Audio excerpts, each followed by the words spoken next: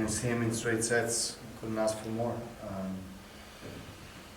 Yeah, except that little scare with the hamstring, but everything else was great. I think as the tournament progresses, every match I play better, and that's something that obviously is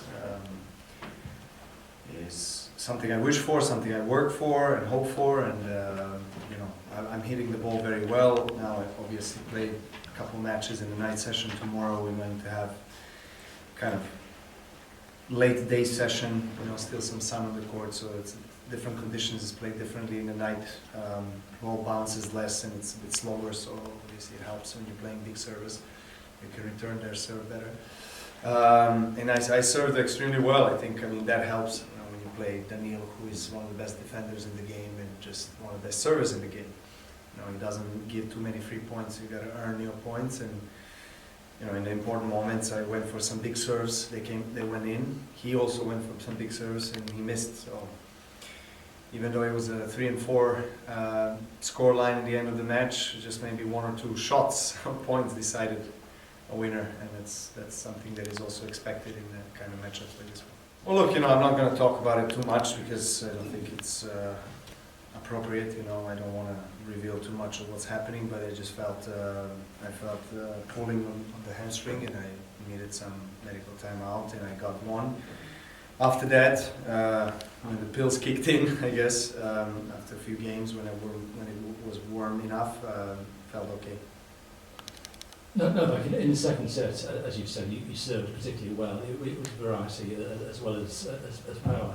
Are you conscious, following the hamstring injury, that you need to shorten the points to win quicker?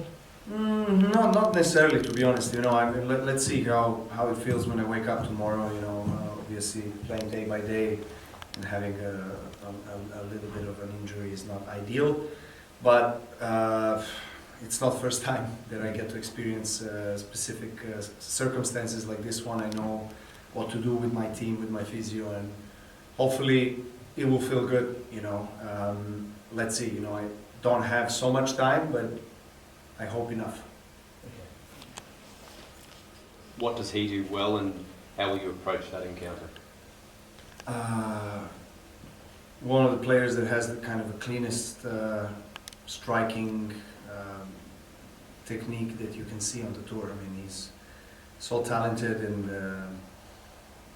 everything seems very flawless with him. You know, just effortless. Sorry, not flawless. Effortless. You know, and the way he plays, the way he moves on the court, just beautiful looking tennis. You know, I'm going to try to make it ugly tomorrow.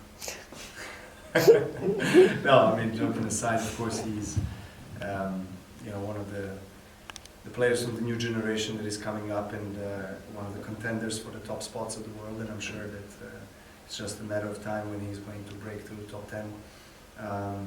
You know, he's got plenty of time, and he's got a good team of people around him. Actually, Radek Stepanek helps him out a lot, and Radek was part of also my team, was my coach some years ago. So, you know, I know how they work. I know how he plays, even though I never faced him before. I did practice with him a lot, so I know his game. He likes to play very fast, you know, flat in these kind of conditions here with this speed of the court suits him. So yeah, let's see what happens tomorrow. Alice had a withdrawal from the Australian Open as well. We'll see that news, and yeah, I saw that. I mean, obviously it's not good for a tournament, not good for tennis. He's number one in the world, and such a young player, and a big name, you know, big star in our sport already. So I'm sure that many of the fans are disappointed, and I hope for his speedy recovery, whatever it is. You know, I know that he had an injury end of last season that was different from this one, as I understood. So, you know, it happens that sometimes, even though if you have kind of longer period of time without an official tournament, that you're actually, your body is not used to that kind of conditions and circumstances, because as a tennis player you're constantly on the road, you're playing competition. So when you are out of that rhythm, body can react, and you can have some injuries and difficulties when you come back to the tour and when you start pushing more and playing points, giving more intensity in the points, practice matches, and yeah, it's unfortunate for him, but as I said, he's still young. He's got plenty of time. I hope he can recover and be back on the tour quickly. I've had that explained to me what that meant and what it was, and we obviously saw you went to church last night. Yeah. Can you talk about that experience and just having that in Adelaide and just summing up what this week's been like? Well, I was very happy to have the opportunity to go for the church service last night that started midnight. We finished the match, I think it was 11 p.m.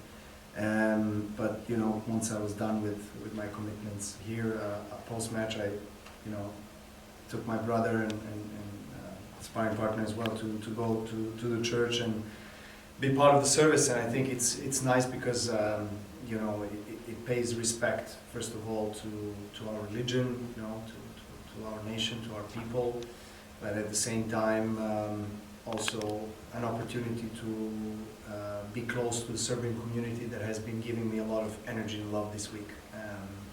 In general throughout my career, but especially this week with obviously coming back to Australia after the events that happened 12 months ago. So they were here for me from the day one and made me feel like at home. So I felt that was the least that I could do in order to feel closer to them.